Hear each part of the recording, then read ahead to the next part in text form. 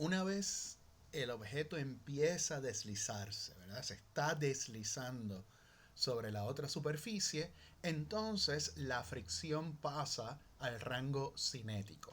O sea, tenemos fricción cinética de movimiento. La dirección sigue siendo paralela a las superficies en contacto y se opone al deslizamiento. O sea que si el objeto se está deslizando hacia la derecha, su movimiento relativo a la otra superficie es hacia la derecha, pues la fricción cinética apunta hacia la izquierda. Ahora, la fricción cinética tiene solamente un valor de la magnitud, no como la estática que puede ser de 0 hasta su valor máximo. La magnitud de la fricción estática es igual a otro coeficiente de fricción, porque se conoce como fricción cinética, multiplicado por la misma fuerza normal que sale de la misma interacción de contacto que da la fricción cinética. La notación que estoy usando es la misma del libro, KF, de Kinetic Friction. Vamos a ver esto en un ejemplo. Vamos a ver otra vez el plano inclinado, pero ahora el ángulo es mayor que ese ángulo crítico, por lo tanto el objeto se está deslizando.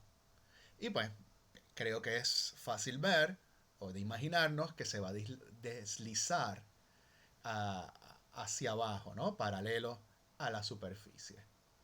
Las fuerzas son prácticamente las mismas que habíamos visto en casos anteriores. Tenemos el peso hacia abajo, la fuerza normal paralela a la superficie y ahora la fricción, que es cinética. ¿Okay? Voy a arreglar o voy a orientar mi marco de referencia tal que el eje de X esté paralelo a la dirección de movimiento, es movimiento lineal.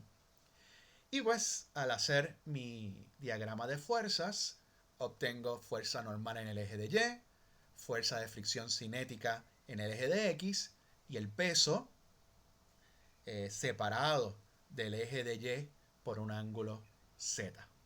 ¿Okay? Aparte de eso, como he alineado mi eje de X de esta manera, yo sé que el vector de aceleración solamente va a tener un componente de X. Como el vector está apuntando en la dirección de X negativo, pues yo le pongo el negativo aquí porque sé que ese componente va a ser negativo. No sé si lo había mencionado, pero lo que yo quiero averiguar en este ejemplo es cuál es la aceleración. Pues bien, aplicando la segunda ley de Newton, las ecuaciones se parecen mucho a los casos que vimos anteriormente. La diferencia es que ahora tengo la fricción cinética en vez de estática y tengo una aceleración que es distinto de cero, en particular en el componente de X.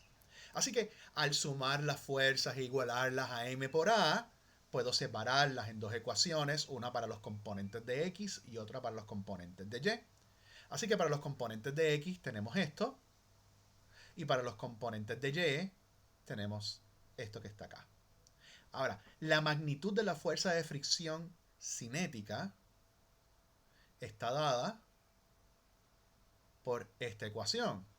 Así que sustituyendo eso aquí, voy a tener el coeficiente de fricción cinético por la fuerza normal, que la fuerza normal, esta ecuación me está diciendo que es igual a mg coseno de z, así que lo sustituyo, menos mg seno de z es igual a menos m el componente de x de la aceleración.